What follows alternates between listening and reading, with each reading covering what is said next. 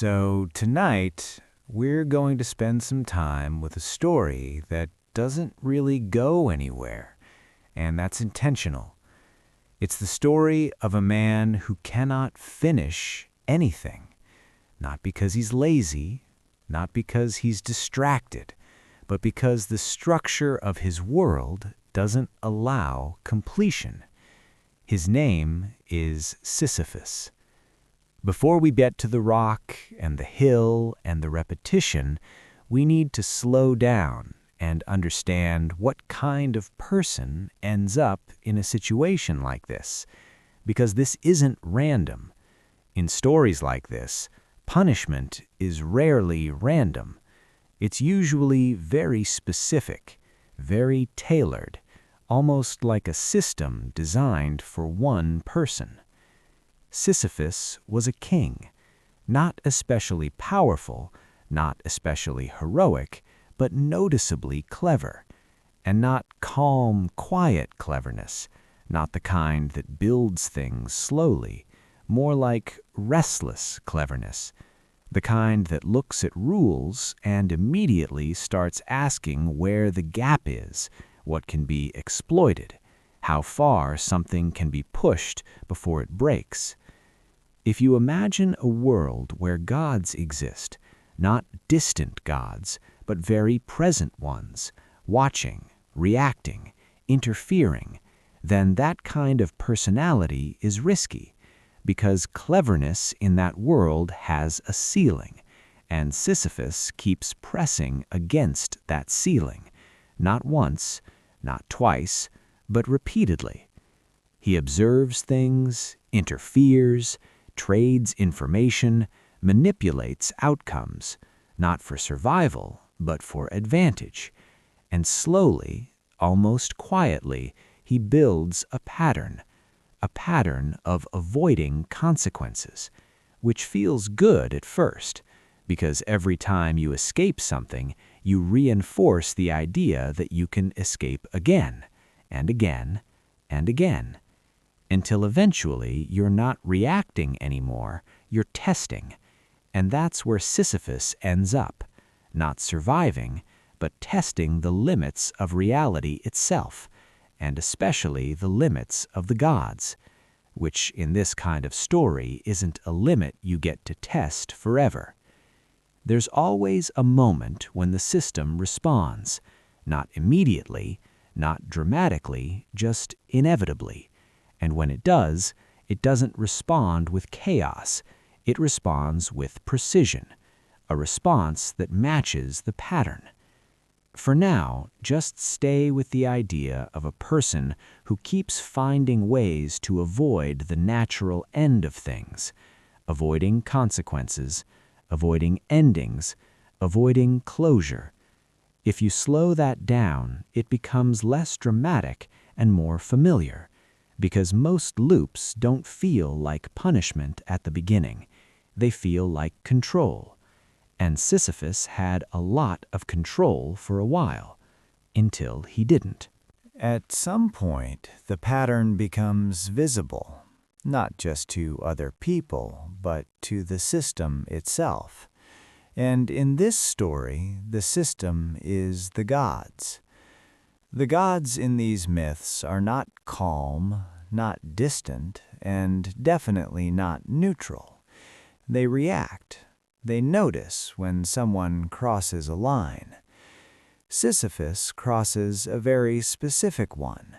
He doesn't just lie or manipulate or bend rules. He interferes with something that belongs to Zeus. And Zeus is not known for letting things go. So when Sisyphus reveals something he shouldn't have revealed, that's the moment the system shifts. Not loudly, not instantly, but decisively. The decision is simple. Sisyphus needs to be removed. So Zeus sends Thanatos, which is a quiet way of saying that death itself is now involved. For most people, this would be the end, a transition, a closure. But Sisyphus doesn't operate within closures. He operates within gaps. So when death arrives, he doesn't resist with force. He resists with curiosity, with questions, with delay, and then with a trick. He asks how the chains work, how they function, and in doing so, he creates a moment, a small opening, and that's enough, because that's all he ever needs, a moment. Suddenly, death is not in control anymore. Death is trapped, which sounds almost symbolic if you think about it slowly. The one thing that ends all loops is now inside a loop. When death stops working, the world doesn't improve. It stalls. People don't die, but they don't resolve either. Everything stretches. Everything lingers. What seemed like a clever solution becomes a systemic problem. Endings are not just negative things. They are structure. They allow movement. Without endings, there's no rhythm, just continuation. The gods notice this quickly because their system is now disrupted, not destroyed, just misaligned. Misalignment doesn't last long, so Thanatos is freed, the system is restored, and Sisyphus is now fully visible, no longer clever, no longer hidden, just identified. And once you're identified in a system like this, the response becomes much more direct. But Sisyphus still thinks there's another move. Even at this stage, he hasn't changed, he hasn't slowed down, hasn't reconsidered. He's still playing the same game, and that's what makes what comes next inevitable. Even after being captured, even after interfering with death, even after disrupting the system, Sisyphus still believes there's another way out. This is where the story becomes very quiet, because the next move is not loud or dramatic, it's subtle. Before dying, he gives a simple instruction to his wife: don't perform the burial rituals. It seems like a small detail, but in this world it matters. Rituals are not symbolic, they are functional. They complete the process, they close the loop. Without them, something remains open. Sisyphus understands this, so when he arrives in the underworld, he doesn't argue or fight. He complains, calmly and politely. He tells Persephone that something is wrong, that his death was not handled properly, that the system was not followed. Because the system values order, this creates a small inconsistency. And again, a gap appears, and again, Sisyphus steps into it. He asks to return briefly, just to fix things, just to restore order. And it works.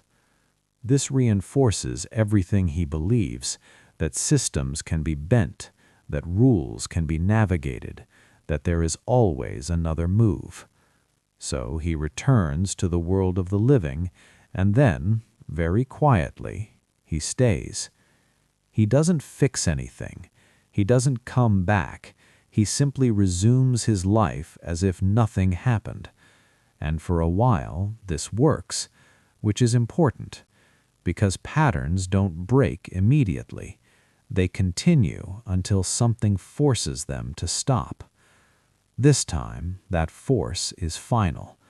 When he is caught again, there are no more conversations, no more negotiations, no more small gaps. The system has adapted. Now it responds not with interruption, but with design. And this is where the punishment begins, not as chaos or anger, but as structure. A structure that cannot be escaped because it contains no gaps, no tricks, no alternate paths, just one action, repeated. Now we arrive at the image.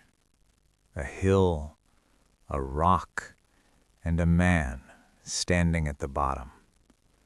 The instruction is simple. Push the rock to the top. That's it. No complexity, no variation, no hidden rules, just effort. At first, this might not seem like much. It's just physical work, difficult but understandable, until you reach the top. Because that's where everything changes, or rather, where nothing changes. The rock rolls back down, and you start again. This is the entire system. Not punishment through pain, but punishment through futility.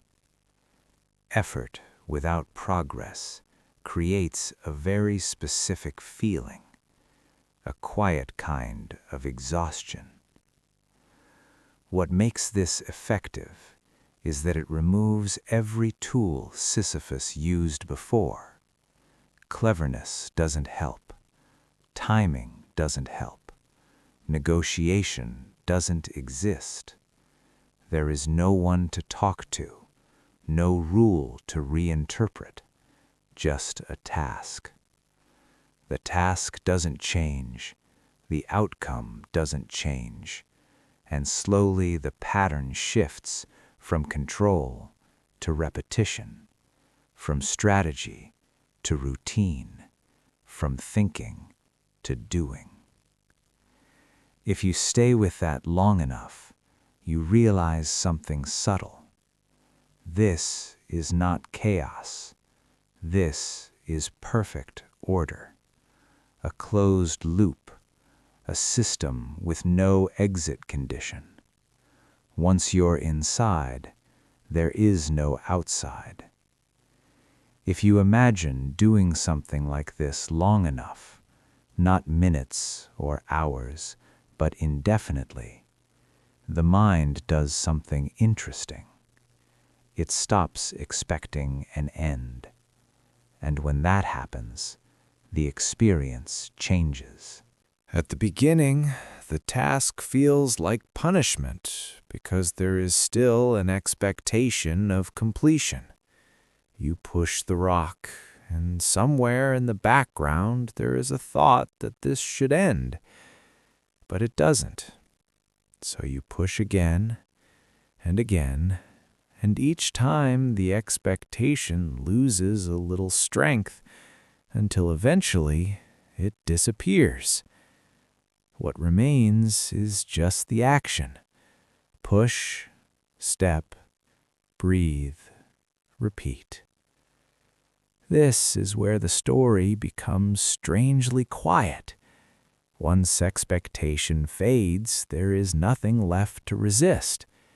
There is no frustration without contrast, no disappointment without hope, just movement. This is what makes the myth enduring. It describes something that doesn't feel like myth. It feels like a pattern.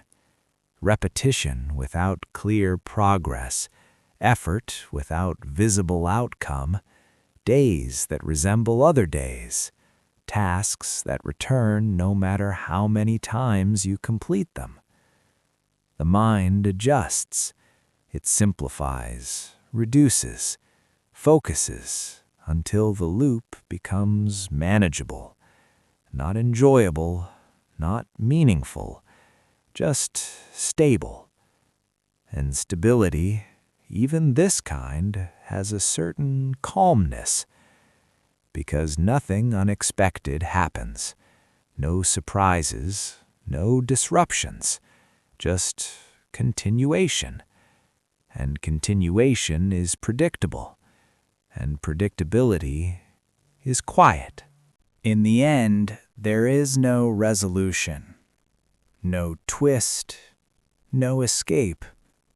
Just the image returning again and again. A man, a rock, a hill, and the space between those things. The slow walk upward, the brief moment near the top, and then the return. If you let that play in your mind slowly, without trying to interpret it or solve it, it becomes almost like a rhythm. Up, then down, then again. The repetition removes the edges of the story. It softens it, turns it into something less about meaning and more about motion. Motion without urgency is calming because there is nowhere to get to, nothing to finish, nothing to miss, just the next step and the next and the next. Maybe that's why this story stays, not because it teaches something or resolves anything, but because it continues quietly, without asking for attention, without demanding an ending. If you stay with it long enough, it doesn't feel like punishment anymore. It just feels like what is.